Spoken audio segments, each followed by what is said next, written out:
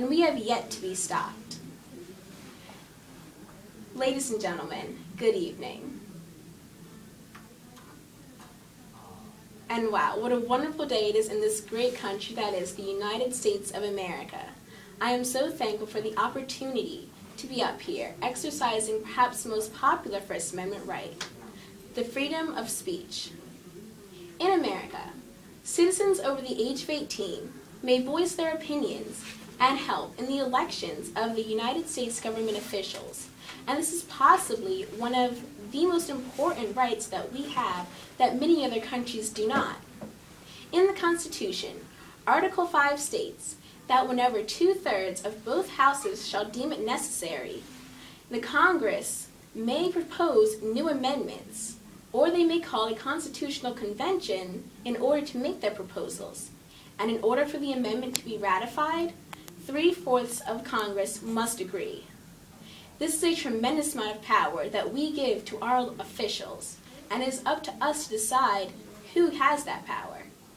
The Founding Fathers did not create the Constitution to be a document easily changed. It was the basis of a new nation and had to be stable and fair to all. If it could be easily altered, the Constitution's importance would be diminished. It would no longer be the basis of a nation, but rather a set of guidelines that we may or may not decide to follow. By creating such an intricate process and requiring the supermajority in order to change or add an amendment, we establish the fact that the Constitution is the basis of our nation and therefore very important. As residents in America, we do not have to do anything, but as citizens in a democratic country, it is our civic duty to make our voices heard and get out there and vote and help in the election of our government officials. If we do not do this, then we are not helping our nation progress, and we are not taking an active role in our nation's future. America is a nation by the people, for the people, and of the people. We cannot take a third-person view to our nation, looking in but not taking part, and using the words he and she and they, because we are America. America is us. Now, not everyone will always agree all the time, but it is that fact that there is dissension in America, and we can voice our opinions and they actually matter. That is why people admire us. We do not persecute people if they go against the majority's belief. Instead, we form support groups, new political parties, and whole organizations dedicated to finding other people who share the same opinion on a matter. We as a nation have been progressing so far, and by taking an active role, we can plan out the future. We have the power as American citizens. I know that my generation has not had to fight for as many things as other generations have in the past. 50 years ago, African Americans were fighting for the right to vote. And 40 years before that, women were fighting for that same right. I would not be up here able to speak to you all, and I would certainly not be able to go down to the polls and cast my vote if it were not for those brave individuals who took a stand, made their voices heard, and claimed their rights. I know that I am blessed. And I also know that I am not old enough to vote yet, but when I can, nobody will be able to stop me.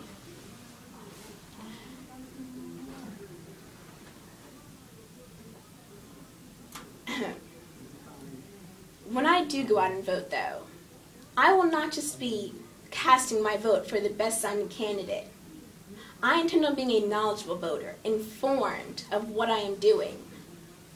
In today's society, many people just go out to the votes and say that they are part of a party. They claim to support that party's candidate, but they do not actually know that much about the party's candidate and who the person is themselves.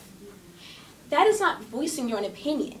That is voicing the opinion of someone else who may or may not be a veritable source.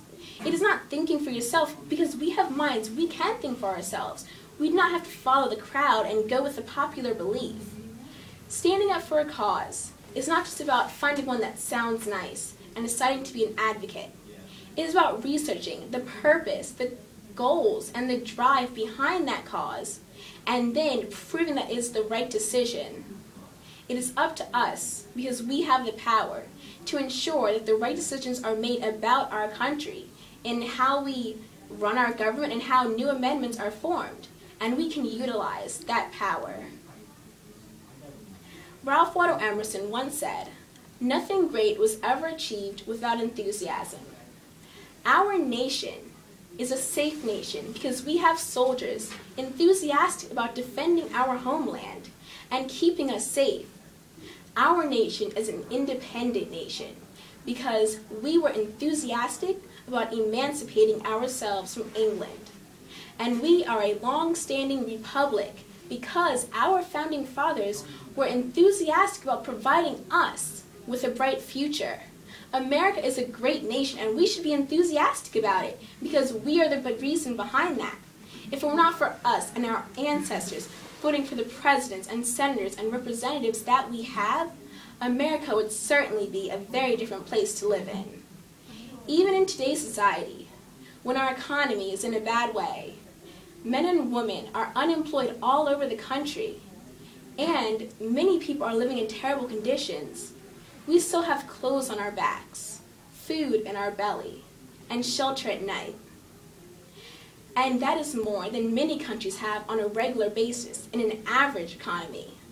It is up to us to ensure that we keep the food on our backs, and that we keep the food in our bellies and the clothes on our backs, and that we have shelter at night by electing the officials who will give that to us. We have the power. From sea to shining sea, we truly are the land of the free, and the founding fathers made sure of that.